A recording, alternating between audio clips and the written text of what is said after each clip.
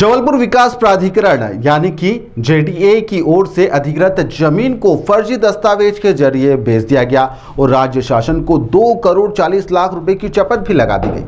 चपत लगाने वाले और कोई नहीं, जेडीए की ही सीईओ दीपक वैद्य हैं। उनके साथ में 6 लोग और शामिल थे, जिनके खिलाफ आर्थिक अपराध की शाखा के द्वारा यानी ईओडब्ल्यू के द्वारा एफआईआर भी दर्ज कर ली गई है। आरोपियों पर भ्रष्टाचार निवारण अधिनियम समेत धोखाधड़ी और फिर फर्जी दस्तावेज बनाने समेत अन्य धाराओं के तहत प्रकरण भी दर्ज कर लिया गया है। आरोप इनके ऊपर है कि इन लोगों ने मिलकर यहां पर 25 लाख रुपए की स्टाम्प ड्यूटी है, जी हां, 25 लाख रुपए की स्टाम्प ड्यूटी का भी नुकसान पहुंचाया है। आरोपियों में दीपक वैद्य जो कि सीईओ हैं, इसके अलावा गड़ा मानस स्कूल के पास रहने वाली विद्याबाई प्यासी और उनके बेटे हरीश प्यासी के साथ ही सौरभ प्यासी, प्रवीण और आशीष इसमें शामिल है, जिनके खिलाफ अब यह एफआईआर दर्ज भी कर ली गई है। आपको बता दें कि यहाँ पर जबलपुर विकास प्राधिकरण ने कचपुरा में योजना क्रमांक 6 और 41 की एक जमीन अधिग्रहित की थी। इसके एवज में जो जबलपुर विकास प्राधिकरण उसने परिवार को मुआवजा भी दे दिया था, पर खसरा और अन्य दस्तावेजों में यहां पर जबलपुर विकास प्राधिकरण का नाम ही नहीं छोड़ाया गया। इसकी जानकारी मुआवजा पाने वाले परिवार को लग जाती है। फिर क्या था, इस दौरान विद्याबाई और उनके बेटे ने यहां पर अधिकारियों के साथ में साठगांठ करते हुए फर्जी दस्तावेज तैयार करे और जमीन अन्य लोगों को भी बेच दी।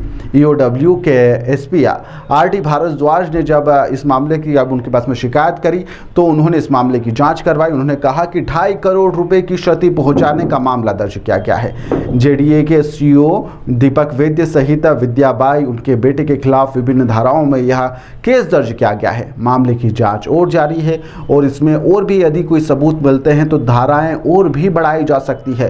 क्या कुछ कहना है, आप भी सुनिए। जबलपुर विकास प्राधिकरण की एक भूमि को मुआवजा देकर उसी व्यक्ति को भूमि स्वामी बना देने का प्रकरण प्रकाश में आया। जो शिकायत हुई, शिकायत पर जांच की गई, उसमें ये पाया गया कि जिस व्यक्ति को मुआवजा दिया गया और बाद में फिर उसी को वो भूमि स्वामी बना दिया गया। इससे शासन को अभी प्रारंभिक जांच में जो जानकारी मिली है, लगभग 2.5 करोड़ रुपए की शासन को क्षति पहुंची है। इसके अलावा अपराध पंजीबद्ध किया गया है शिकायत में प्रमाणित पाए जाने पर, और इसमें साक्ष्य संकलन किया जाएगा। दोषी पाए जाएंगे, उनके खिलाफ कार्रवाई की जाएगी। किस प्रकार से क्या कूट रचना की गई या क्या पूरा मोडस? इसमें जो भूमि अधिग्रहित की जाती है वो तो उसका फिर प्राधिकरण के अधीन होती है वो भूमि। उस भूमि का मुआवजा दिया जाता है। जब व्यक्ति को मुआवजा मिल जाता है फिर उस भूमि का अधिकार प्राधिकरण के पास होता है।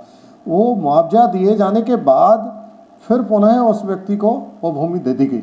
इससे शासन को लगभग 2.5 करोड़ रुपए की क्षति हुई। जबलपुर विकास प्राधिकरण के नाम पे वो जमीन दर्ज नहीं हो पाई थी सर? हाँ, उस जमीन को जबलपुर प्राधिकरण के नाम पर दर्ज होना था, उसके बजाय वो व्यक्तिगत हितों में दे दी गई। प्राथमिक तौर पर कितने आरोपी से बनाए गए? अभी इसमें 6 आरोपी प्रारंभिक विवेचना में बनाए गए हैं। इसमें और साक्ष्य संकलन किया जाएगा। जो दोषी पाए जाएंगे उनके खिलाफ कार्रवाई।